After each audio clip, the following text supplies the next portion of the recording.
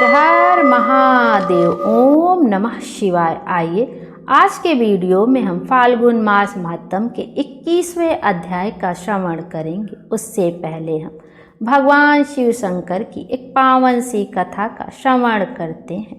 प्रेम से बोलिए शंकर भगवान की जय। हर हर महादेव।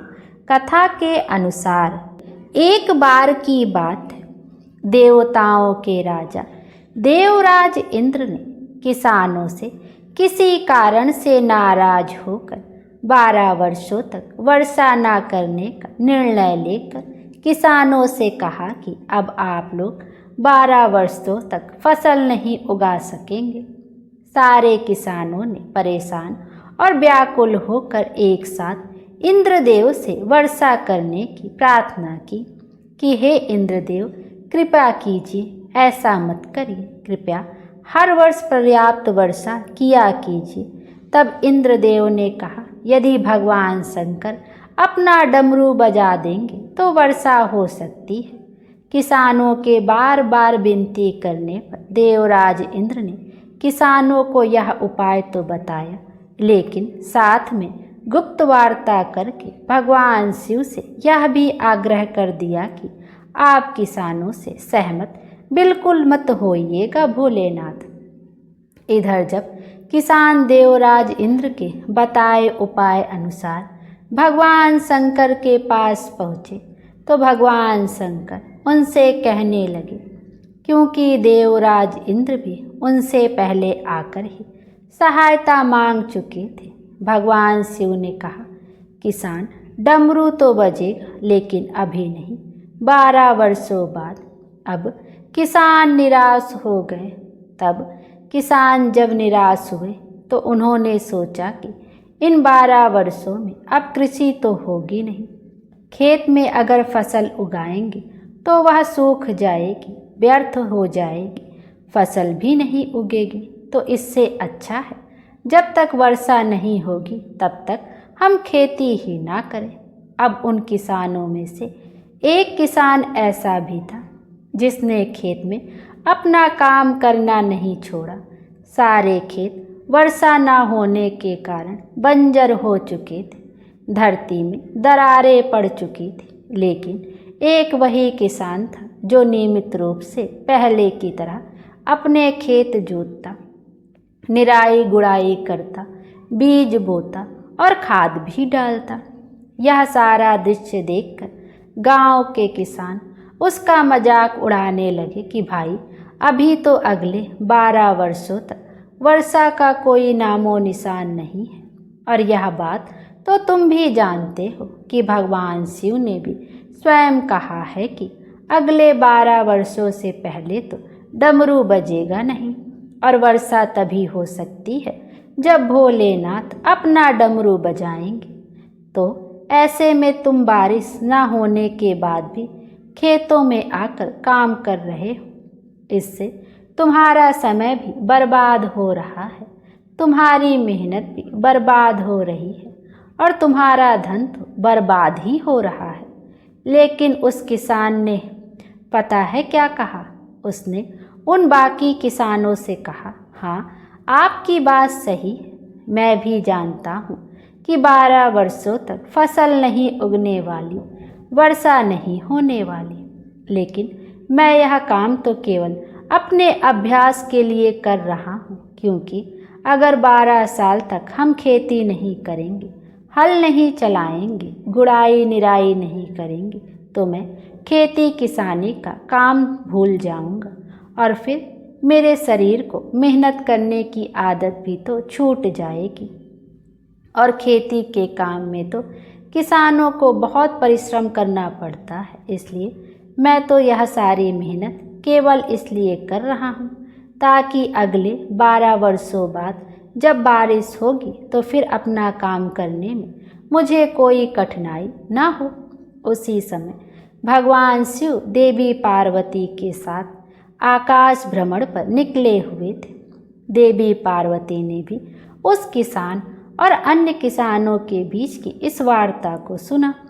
सारी बात सुनने के बाद देवी पार्वती भगवान शिव से विनम्र स्वर में बोली, प्रभु देखा आपने यह किसान अपने खेत में परिश्रम इसलिए कर रहा है ताकि यह लगातार 12 वर्षों तक वर्षा न होने के कारण कहीं अपनी मेहनत करना ना भूल जाए, कहीं हल चलाना ना भूल जाए, कहीं खेती किसानी का काम करना ही ना भूल जाए। और आप हैं कि आप भी तो 12 वर्षों तक अपना डमरू ना बजाने का निर्णय लेकर बैठे, तो कहीं ऐसा ना हो प्रभु कि इन 12 वर्षों के बाद जब आप डमरू बजाना चाहें तो आप डमरू बजाना ही भूल जाएं। आप भी तो डमरू बजाना भूल सकते हैं। माता पार्वती की बात सुनकर अब तो भोलेनाथ भी चिंतित हो गए, यह देखने के लिए कि डमरू बज रहा है या नहीं। उन्होंने अपना डमरू उठाया और उसे बजाने का प्रयास करने लगे और तभी जोरदार आवाज़ के साथ डमरू बजना शुरू हो गया और देखते ही देखते आसमान में काली घटाएं छा गई, तेज बारिश शुरू हो गई और जो किसान अपने खेत में हर दिन नियम से काम कर रहा था उसके खेत में भरपूर फसल आ गई, क्योंकि उसने अभी कुछ दिन पहले ही जुताई करके उसने अपने खेत में बीज बोए थे। अब वर्षा होने के कारण कुछ ही दिनों में उसके खेत में हरी भरी लहलाती हुई फसल खड़ी हो गई और बाकी के किसान जो केवल हाथ पर हाथ धरकर बैठे थे यह सोच रहे थे कि अगले 12 वर्षों तक तो वर्षा नहीं होगी। और जब यह बात भली भांति पता है तो ऐसे में सूखे खेतों में भला परिश्रम करना और अपना समय बर्बाद करने से क्या फ़ायदा होगा। अब वे किसान पश्चाताप करने लगे और उधर उस किसान को अपनी फसल का भरपूर लाभ मिला। जो किसान अपने मन में सकारात्मक सोच लेकर बैठा था, तो ऐसा ही होता है। कभी कभी हम अपने जीवन में चल रही परेशानियों से बहुत परेशान हो जाते हैं, या हम किसी काम के लिए मेहनत कर रहे होते तब हमारी उस मेहनत का फल हमें नहीं मिलता। हम लगातार काम करते जाते, लगातार प्रयास करते जाते, फिर भी जब मेहनत का फल नहीं मिलता है, फिर एक समय ऐसा भी आता है कि हम थक हार मान कर बैठ जाते हैं। लेकिन हो सकता है कि वही क्षण हमारे पूरे जीवन को बदलने वाला हो। इसीलिए हमें मेहनत करना कभी नहीं छोड़ना चाहिए। मेहनत का फल हमें मिलता ही मिलता है, तो हमेशा हमें अपनी सोच सकारात्मक बनाए रखनी चाहिए और जी जान से मेहनत करनी चाहिए। तभी कभी ना कभी हमें फल अवश्य मिलेगा। बोलिए भगवान शंकर की जय, माता पार्वती की जय, हर हर महादेव। आइए अब फाल्गुन मास महात्म के 21वें अध्याय शिव जी के महेश अवतार वर्णन क्रम में अंबिका के श्राप से भैरव का बैताल रूप में पृथ्वी पर अवतरित होना, इस कथा का श्रवण करेंगे। प्रेम से बोले शंकर भगवान की जय।